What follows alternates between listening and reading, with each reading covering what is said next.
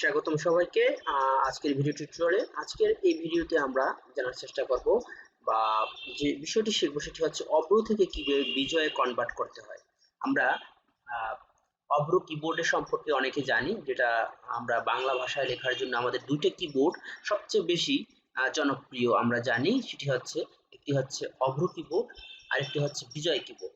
তো অভ্র কিবোর্ড আমরা অনেকেই ব্যবহার করতে পারি, কিন্তু বিজয়ের কিবোর্ড অনেকেই আমরা ব্যবহার করতে পারি না। তো অনেকেই পারি, আবার অনেকে পারি না। তো যারা অভ্র কিবোর্ড ব্যবহার করেন তারা খুব সহজে বিজয় ফন্ট, মানে বিজয় যে ভাবে লেখা হয় আমরা জানি, অফিস আদালত বা অফিসিয়াল লেখা হিসাবে বিজয় ফন্ট সর্ব জায়গায় ব্যবহৃত হয়, সর্বত্র ব্যবহৃত হয় অফিসে। তো সেক্ষেত্রে আমরা অভ্র দিয়ে কিভাবে বিজয়ের ফন্ট লিখতে পারি সেই বিষয়টি শিখব। তো কথা না বলে তো আমি শুরু করছি। প্রথমে আমি অভ্র কিবোর্ড থেকে যারা অভ্র কিবোর্ড ব্যবহার করতে জানে, অভ্র কিবোর্ড থেকে এখান থেকে ইংরেজি করা থাকলে বাংলা করে নেব। এরপর আমরা জাস্ট লিখবই। লক্ষ্য রাখবো এখানে অবশ্যই বাংলা ফন্ট আসতে হবে। যখনই বাংলা দেবো এখানে অটোমেটিক বাংলা একটা ফন্ট দেখাবে। তো নির্মলা ইউআই হচ্ছে অভ্রর একটা ফন্ট। তো আমরা এখানে একটা বাক্য লিখতেছি, বাংলাদেশ একটি স্বাধীন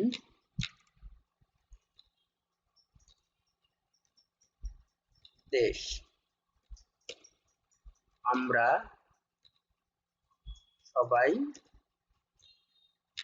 বাংলা। ওকে, আমি এই বাক্যটি লিখলাম, বাংলাদেশ একটি স্বাধীন দেশ, আমরা সবাই বাঙালি।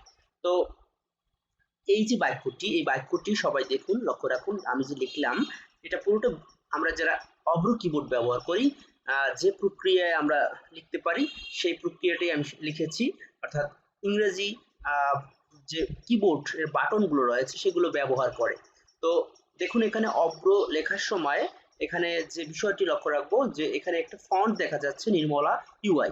এখন আমি এইগুলোকে সিলেক্ট করে নিলাম। এগুলোকে সিলেক্ট করার পর দেখুন এগুলোকে সিলেক্ট করে নিলাম। ওকে, এরপর আমি পরবর্তী লাইনে চলে গেলাম। এখানে আমি যে বিষয়টি করব সেটি হচ্ছে সিলেক্ট করে কপি করব। তো কপি করার পর এখান থেকে আমরা সেটিংসে যাব। দেখুন এখানে সেটিংস রয়েছে, আউটপুট অ্যাজ আস্কি, হ্যাঁ, ANSI একটি রয়েছে, আরেকটি হচ্ছে Unicode to Bijoy text converter. এই দুটি প্রক্রিয়ায় আমরা আমাদের বিজয় অভ্রের ফন্টটাকে বা অভ্র যে লেখা সেই লেখাটাকে আমরা বিজয় কনভার্ট করতে পারি। তো আমি আজকের এই ভিডিও টিউটোরিয়ালে শুধুমাত্র একটি প্রক্রিয়া দেখাবো এবং নেক্সট ভিডিও টিউটোরিয়ালে আমি আরেকটি প্রক্রিয়া দেখাবো। আশা করি দুটি প্রক্রিয়া আপনারা যারা শিখতে আগ্রহী দুইটি প্রক্রিয়া শিখতে পারেন। আর যদি মনে করেন আজকের প্রক্রিয়াটা সহজ আপনার কাছে, তাহলে আজকের প্রক্রিয়াটা আপনারা শুধু শিখবেন। তো আজকে আমি দেখাবো Unicode to Bijoy text convert. হ্যাঁ, ক্লিক করলে একটি নতুন ডায়ালগ বক্স আসবে, এখানে বলবে যে আপনার ইউনিকোডের লেখাটা এখানে লিখুন। তো আমি ওখানে যে লেখাটা লিখেছি সেটি আমি এখানে কপি করে এনেছি। আপনারা জাস্ট কপি করে এনে এখানে পেস্ট করে দিবেন। কন্ট্রোল ভি দিয়ে পেস্ট করা যায়, কন্ট্রোল ভি দিয়ে পেস্ট করা যায়। সো আমরা কন্ট্রোল ভি দিয়ে পেস্ট করে নিলাম। এবার এখানে ক্লিক করে একটি লেখা আসছে, আজান দিয়েছে, আমরা আজানের পর আবার আপনাদের সাথে মিলিত হবো। তো নামাজের ব্রেকের পর আমরা আবার ফিরে আসলাম। এবার আমরা এখানে যে কনভার্ট করার পর আপনারা দেখতে পাচ্ছেন এখানে একটি লেখা দেখাচ্ছে। আমরা এই লেখাটা হচ্ছে বিজয়ের ফন্ট। এই লেখাটা আমরা কপি করলাম, কন্ট্রোল সি দিয়ে কপি করলাম। কপি করার পর আমরা এখানে এসে পেস্ট করে দিব। দেখুন দেখুন এখানে পেস্ট করার পর যে লেখাটি আসছে এই লেখাটি একটি অনেকগুলো ক্যারেক্টার, অনেকগুলো কোড মনে হচ্ছে।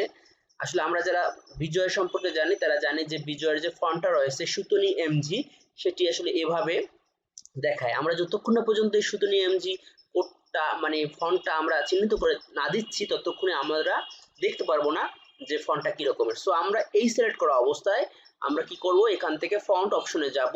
এখান থেকে আমরা জাস্ট ফন্ট অপশনে গিয়ে এই যে এটি হচ্ছে সুতনি এমজি ফন্টটি, ভালো করে লক্ষ্য রাখুন। যারা বিজয় সম্পর্কে জানেন তারা তো জানেন যে কিভাবে বিজয়ের সুতনি এমজি কিভাবে লেখা আসে, এবং যারা জানেন না তাদের জন্য যে আপনারা শুধু আহ, যে ফন্টটা রয়েছে সুতনি এমজি ফন্টটি ডাউনলোড করে নেবেন। সুতনি এমজি ভালো করে স্পেলিংটা মনে রাখুন। এই ফন্টটি আপনি ডাউনলোড করবেন আপনার ব্রাউজার থেকে, আপনার কম্পিউটারে ডাউনলোড করে ইনস্টল করে নেবেন, তাহলেই এখানে আপনারা এই ফন্টটি দেখতে পাবেন। জাস্ট আপনি এখান থেকে লিখে সার্চ দিলেও আসবে, অথবা সার্চ করে দেখলেও আসবে যে সুতনি এমজি ফন্টটা কোথায়। তো এভাবে আপনারা যদি ব্যবহার করেন, তাহলে আমার মনে হয় আপনারা খুব সহজে, যারা অভ্র কিবোর্ড ব্যবহার করেন তারা খুব সহজে আবার বিজয়ের ফন্ট ব্যবহার করতে পারবেন। অর্থাৎ অফিসিয়াল যে আহ, আমরা ব্যবহার করি বিভিন্ন অফিসে, তো সেই লেখাটা আপনারা খুব সহজেই যারা অভ্র লিখতে পারেন তারাও লিখতে পারবেন। আশা করি আপনারা বুঝতে পেরেছেন, এবং যারা বুঝতে পারেননি আবার ভিডিওটি দয়া করে রিপ্লাই করে দেখুন। আশা করি আপনারা অবশ্যই বুঝতে পারবেন।